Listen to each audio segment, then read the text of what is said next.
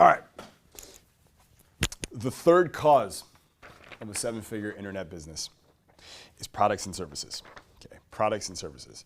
What is the real definition of products and services? What do we need to know about products and services? Is it about an ebook, a DVD? Is it names? Is it product names? Is it offer structures? Is it upsell? Like, what matters? Anything someone will pay you for. One word directly related to what you just said: value. The whole game of products and services just comes down to value. And when you realize that, it clears a lot of stuff up for you, okay? Spare no effort when it comes to your products or services. All right, they need to look good, sound good, taste good. And the game is not, it's not time, like how long is your product. It's not necessarily size, like how many pages is your product.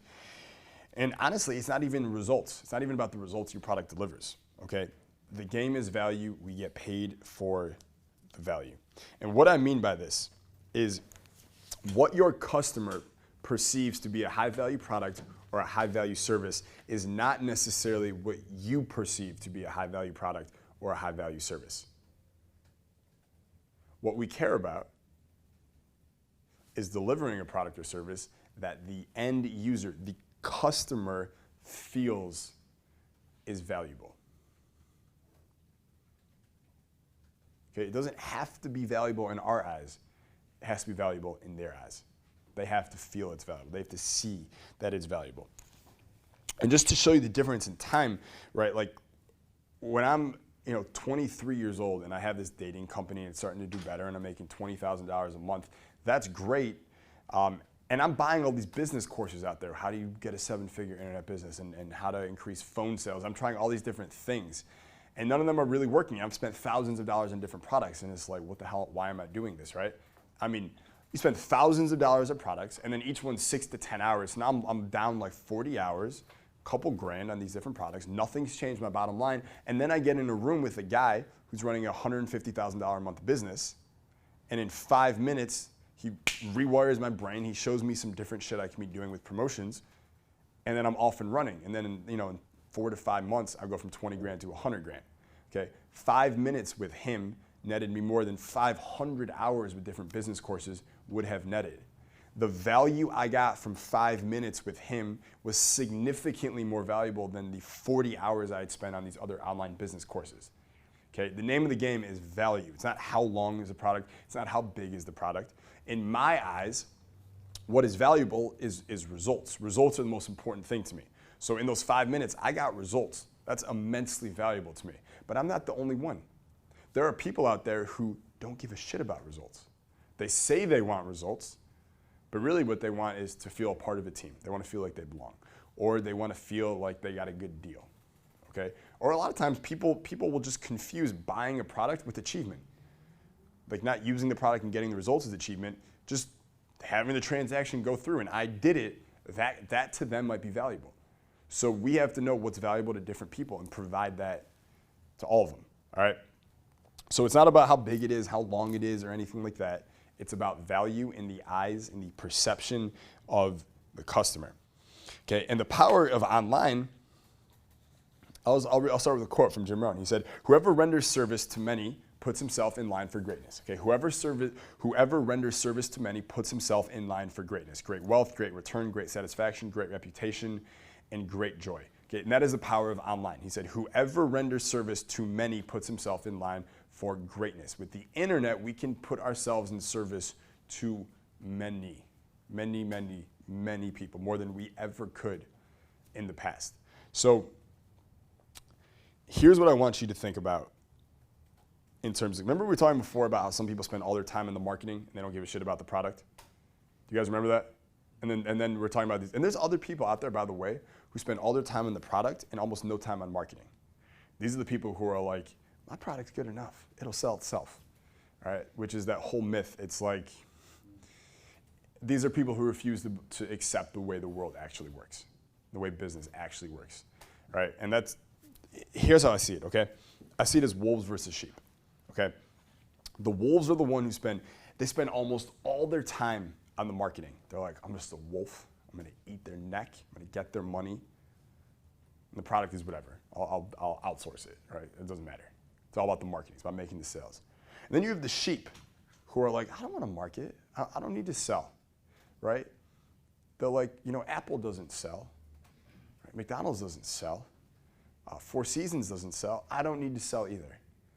I'm just going to have the best product and service in the world. And friends are going to tell their friends, and word of mouth, and my business is going to grow that way, right? I'm a sheep. I don't need to market, okay? And by the way, Apple sells, right? Of course Apple sells. Four Seasons, they all sell, right? They also have been around for a lot longer. They've developed a certain brand reputation that a brand new business doesn't have. So which one do you have to be, right? Are you a wolf or are you a sheep? Like, how do you decide which? Here's what I say. Fuck both. Be a lion. Okay, be a fucking lion. What is a lion? That means you have the absolute most valuable products and services, the absolute most valuable products and services, and you have the absolute most valuable marketing, right? Deliver the most value with both.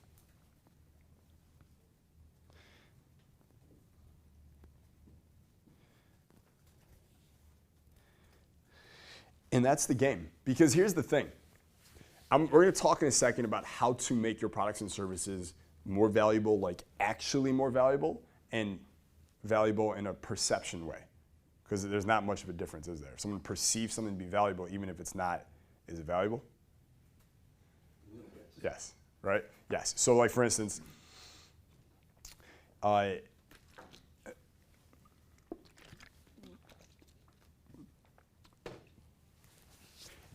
there's different kinds of vodka. Let's go with vodka, right? There's there's well vodka. It's like $4 or $5 for a fifth. And then there's vodka where you can pay a couple $100 for a fifth, like the expensive brands, right? Are they basically the same thing? Take a few shots, you'll get drunk. Generally the same product, right? In fact, they'll say that well these ones are made from like fine grapes that were picked out by like a 94-year-old Spanish woman who's meditated 3 hours a day for the last 37 years, and she knows the smell of a grape that delivers grapefruit. Like, they'll say that stuff, but really, it's almost the exact same thing, okay? People will pay $200 for this shit, and other people will pay it. To the guy who pays $200 for this vodka, it is worth $200 to him. In fact, it might even be worth more to him, okay? Because he perceives it to be valuable. That's it. That's the whole story. Even in the real world, in actuality, it's not necessarily more valuable, right? It's the same thing as the $4 one. But to him, it's just more valuable. That is his projection, his story being put onto it, and he is living in coherence, in congruence with that story he's created about that product or service. Does that make sense? Yes or no? Yes. Right? And so, in understanding that, when we put out products and services, it's not always about, like, here's how I look at it. Have the absolute best content, if you're selling content, if you're selling an actual physical product, have the best product. Like, make it the absolute best that you possibly can. But also understand that people will not judge its value just on how good the product is. They're going to judge it on a million other things that in totality equal their perception of the product. And making them perceive it to be valuable is equally as important as it actually being valuable. You have to do both. And that's such a huge distinction you won't see people talking about. But it's huge.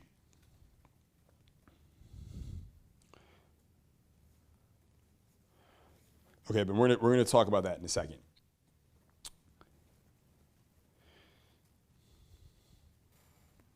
Actually, you know what? Let's just talk about it right now. Let's just go right there. So, first of all, value is relative, right? It's different for each person.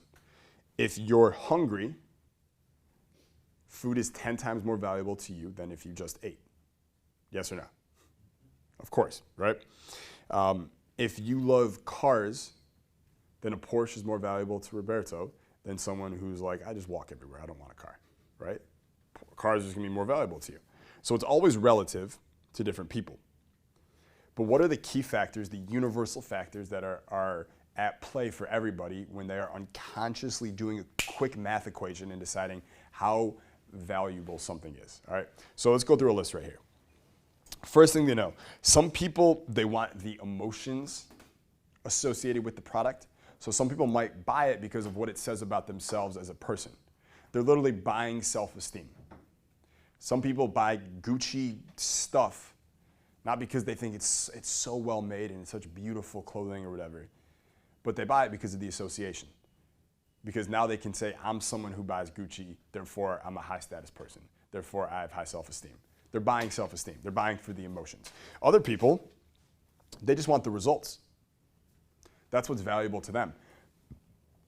When I spent 5 minutes with that guy and he gave me a tip that took my business from 20K to 100K a month, that's all I wanted. I just wanted the results. I didn't care who he was. I don't care about being associated with him. I didn't care about the emotion. It was purely, it was cold math. It was just results. That's what I wanted from that. And other times people buy for a myriad of reasons. Sometimes people buy out of guilt sometimes, right? They said they would do something, and now they don't think they should, or they don't think they want to, but they did tell you that they would, so they end up buying just because they want to stay consistent with their commitments. There's a lot of reasons people buy, okay? But let's talk about actually increasing their perceived value. So imagine that we've just spent hours and hours and hours of me drilling into your head the importance of having the best absolute product or service humanly possible, okay? The best thing you can give to them. Leave no stone unturned. There's no leaks in the ship, no holes unplugged. It's just everything is the most quality stuff that you, at that moment in your life, can possibly deliver, okay? That's the first part. We've got that. Everyone agrees on that. So let's talk about how to actually alter their perception of what they're buying so they see it as extremely valuable as well. Because by the way, if they see it as really valuable, are they more likely to actually use the product? Yes or no? Of course, right? Are they less likely to refund it if they assume it's very, very valuable? Yes, of course, right? So here's the first thing, anchoring, okay? Anchoring with the product and the service. What do I mean by that? I mean giving it a price value that is higher than what they paid for it. This makes them feel like they got a deal, which they did, and now they inherently, unconsciously assume it to be more valuable. And you can anchor it by yourself, or you can anchor it with testimonials. Other customers are saying it's worth X. This guy said it was worth this. This woman said she would have paid as much as X for it. That's anchoring. Another way is the high status associations with the product or service. If I'm wearing these sunglasses here, okay, these are Adidas sunglasses, okay, it's like an expensive sunglass brand. I think these are like $400 bucks, something like that. These are good sunglasses, all right, they're worth that to me because I go very cheap on a lot of stuff, but sunglasses, I just really like, I go for the top shit, okay? If I found out that someone who I see is really high status also wore these sunglasses, like Robert Downey Jr., if I found out that Robert Downey Jr., I saw a picture of him wearing these exact sunglasses, are they more valuable to me now? Absolutely. So we can increase the value of a product or service by communicating to our customers what other high status people use them, love them, rave about them, and so on. They literally feel, I put these on, I'm like, I'm Robert Downey Jr. I'm Iron Man, right? For me to stop buying Adidas or for me to return these sunglasses would require me to say, I'm no longer Robert Downey Jr. I'm not, right? I don't want to do that. I want to be fucking Iron Man, right? So when we tell them we just reveal the associations related to it. Who's using it? Who's talking about it? And if celebrities aren't using your product, you can probably make the case that they are using the mechanism behind your product. If you're selling financial freedom and you can't say that Donald Trump or Robert Kiyosaki or any of these people have used your product, you can say that they are champions of the financial freedom movement and they agree it's the most important thing you can do for yourself. And now you've created the same association without them actually using the product or service.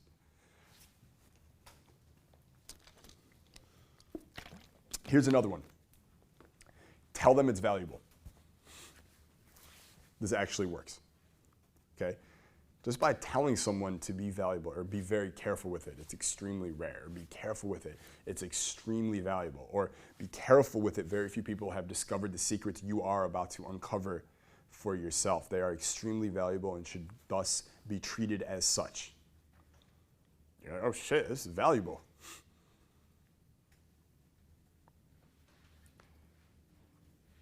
Here's another, social proof.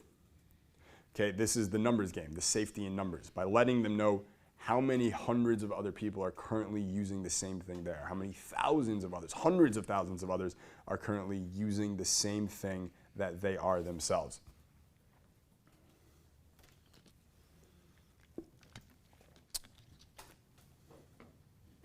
If all these people are using it, it must be valuable. Okay? Sharing with them the exclusivity of the product or service increases the value of it in their eyes, of course. Right? All the different power influence triggers, which you guys know, each increase the value of the product or the service. Okay? And when you combine enough of them, you get the sun effect. Right? You get the power of the sun harnessed into your product or service. And what does that mean? Listen, you could say what you want about life and nature and the universe and all this shit. There is no one in this room that can argue with the fact that the sun is valuable. Would we be here without the sun? Don't we need it? We require it. Best of yet, the sun gives us all of this. Does it ever ask for anything? The sun ever called you up and be like, yo, I know I've done you 100 favors, I just need a salad? The sun doesn't ask for anything. It just gives and gives and it gives and it gives and it gives. It's valuable as fuck, and there is no arguing with that. When you combine all these different power influence triggers and some of the other ones we talked about, and you wrap your product or service in them, that's how they see it too. It's like the sun. It's just, even if they refund it, the very few that do, even after they refund it, they're like, if someone asks them, hey, is that valuable? They're like, yeah, of course. Like, it just wasn't for me, but that thing is valuable as shit. Right? That's how you want them to see you, your products, and your services. Now, here is the key distinction amongst the other ones that you've already heard in this module, is that everything we just talked about is not just for the marketing before they buy it. It's not just for the upsell process or when they're buying it. It's also for post-purchase. Okay, we call it post-purchase framing. Meaning, after they've purchased the product, you must resell them on the value of what they just bought, and you need to do it repeatedly in multiple mediums and messages. So when someone buys a product, if there's an autoresponder and the first email goes out to them, it shouldn't just say, congratulations, here you can access your order. There should be some story in there. There should be some triggers in there reminding them of how valuable what they just bought was. We need to resell them on it. And in later emails or later texts or later videos, you should keep reinforcing the value of it.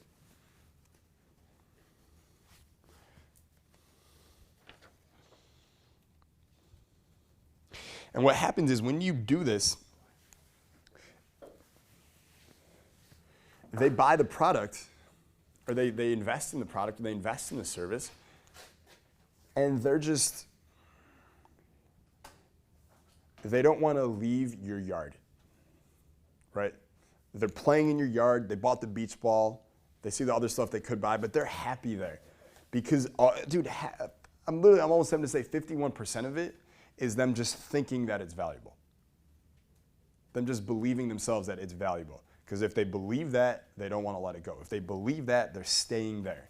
If they believe in this yard, this beach ball is super valuable, and that tennis court is super valuable, and the basketball court and the basketballs are super valuable, and the garden in the yard is super valuable, and I might buy that and that and that and that and that. And they're like, I'm in a valuable world. I'm in a valuable place. They want to stay there. They want to stay in the most valuable world that they can. It functions from the natural human drive to increase our self-esteem, to increase our status through our own personal growth and through our own associations. So they want to stay there. And what happens is when you do this, you now have the customer fenced in, which is the ultimate goal if you're going to maximize profit for the shareholders. You have them fenced in, meaning they're not looking at other people's yards to go play at or buy at. They're staying in your yard. They're fenced in. You know there's a fence, they know there's a fence, and everyone's happy about it because everyone here is happy. Okay? So who has me fenced in right now? Dude, the Encore Hotel in Las Vegas has me super fenced in, right? You guys all know what happens when I call room service and I say sweet potato fries and they go, oh my God, sorry. Sweet potato fries? At a time like this, yes, you get those sweet potato fries. What else? Water? Yeah, you'll get some water. I'm bringing you 2 waters. Right? They love it up. They love me. I love them. I'm fenced in. I'm going to Vegas in a couple weeks. My girlfriend asked me, where do I want to stay? I don't even think about it. We're staying at the Encore. It's not a question. They've got me fenced in. They got me locked up. I'm not going anywhere. I'm happy to be there. Okay, they have me fenced in. So here's a question I want you guys to answer right now, okay? 2 questions, actually. We're gonna take a couple minutes to do this, and at home I want you to do it too. First question, who has you fenced in right now? And 2, what things did they do to make you so happy to be fenced in? So 1, who has you fenced in right now? And 2, what things did they do to make you so jubilant, so euphoric, so happy to be fenced in? Let's uncover some value for ourselves right now. Maybe it's me. I don't know. Maybe it's a car company. Maybe it's a author. Maybe it's a website. Maybe it's a forum you belong to. Maybe it's a newsletter you get. Maybe it's a gym that you go to. Maybe it's a hotel chain that you stay at. Maybe it's a bar that you go to. It's a restaurant that you always go to. Who's got you fenced in, and what do they do to make you so happy about being fenced in? All right. Who wants to share? Who has you fenced in? Yeah. Apple. Apple has you fenced in. I have the computer, the iPad, the iPhone. Computer, iPad, iPhone. You got everything. I like the way it looks. I like the way it works together. I had a Samsung phone once. Just didn't connect with my computer well. It was different. So Didn't work for me. you had a Samsung phone, Yeah. not an Apple. It didn't connect to your computer. It didn't flow the same way as the It Apple. didn't flow. Okay. You do know Apple consciously and deliberately created a fence, right, with a closed circuit system, meaning there's a reason your Samsung didn't work with their computer. Yeah.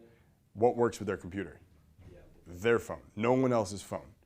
They do that on purpose, of course. Their whole idea is if you buy the laptop, you're gonna have to buy the phone. You're gonna have to buy the iPad. You're gonna have to buy all this, and now it's a little fence and you can't leave, but you're happy to be there because other products are kick-ass. Who else wants to share? Who has you fenced in? I would say California. The entire state has you fenced in. You used to live in New Orleans, right? Yeah.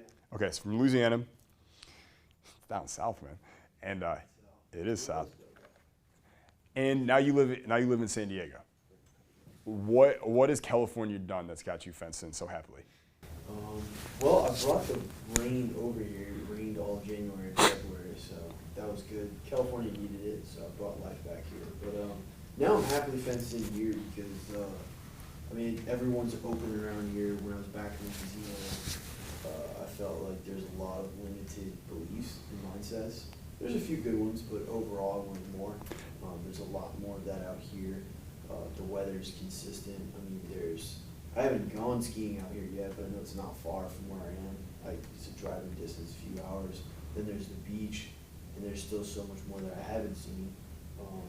Yeah, every time, like, I mean, I've gone out of the country 6 or 7 times just in the past year, and every time I come back, I'm like, I fucking made it. You know, it's like, You're just so happy to be home. this is paradise. That's exactly right. 24/7. It's exactly right. So it's fulfilling all your needs. Yeah. It's got the weather, it has the variety, the skiing or the beach you could go to, the people, the connections, people you actually want to connect with. Whereas when you're in New Orleans and people have these limited beliefs, you're not like you are a social person. You like connecting with people, but you're like, I don't want to connect with these people because they're stuck in their patterns. You come here, everyone's open, everyone's abundant, everyone's ambitious. It's paradise. That's exactly right. So they got you fenced in. They got me fenced in too. They got me fenced in. Anyone want to share one more? Yeah. Someone's got to say you. Okay. Why? Of course. Because every time I see you, my life gets better. For example, brotherhood. You sat down with me for almost 10 minutes, actually. We recorded it all. Went back through it last night. I did all of it. Business already looks a lot fucking better. I know I'm gonna see you once a month now, and every single time my life's gonna get better. Yeah, change the sex life first, then the social life. Like 4th of July, it was gnarly. We were out with 6 guys on a boat, watching the 4th of July, and 5 of them were your guys. We met through there, and I was like, these are fucking awesome people, and we would have never met if you hadn't brought us together. That's awesome. Well, I appreciate the compliment.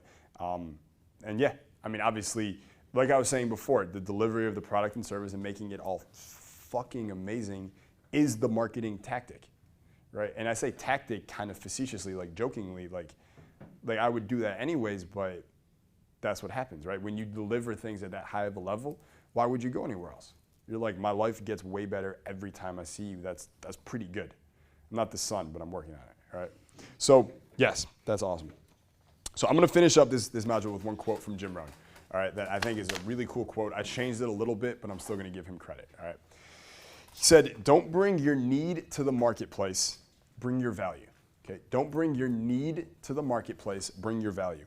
If you don't feel well, tell your doctor, but not the marketplace. If you need money, go to the bank, but don't go to the marketplace. Okay? And I think that's so relative to what we're talking about here, right? Don't bring your need to the marketplace, bring value. So when you're going to communicate with your customers on any of the platforms, the emails, the social medias, videos, SMS, MMS, whatever it might be, we all have times where we need money. We're short on cash. We got a bill to pay. We don't want to pay it. We want our list to pay for it. We want our customers to pay for it, right? But if you create a new product, a new service, new marketing material, and you create it out of need instead of abundance, do you think that marketing material is going to be good or bad? Bad. It's going to be bad. If it comes from a place of I need this, they're going to sense it. They just will. Same thing in your social life. You're trying to get a date with a girl and you really need it, even if you put on the right words and you make it fun and challenging and high status and disqualifying, she can still sense it because you use too many words or something like that. It's always gonna be there. So if you need something, don't go to the marketplace, right? Go to the doctor, go to the bank, go talk to a friend, do whatever. Bring value to the marketplace. So if you do need money and you don't want to pay for it and you want your customers to pay for it, which is a very fine business practice, again, because you're going to give 10 times more value than the money you're going to ask for in return, get yourself out of that need state and put yourself into that abundance state. Put yourself into that value-giving state. Get yourself, whatever you got to do physiologically to get there, and then create the marketing from there. Create the product or service from there. So don't go to the marketplace with your need. Go to the marketplace with your value. All right, so that'll wrap up this module. Module 3, let's get to the 4th cause of a 7-figure internet business.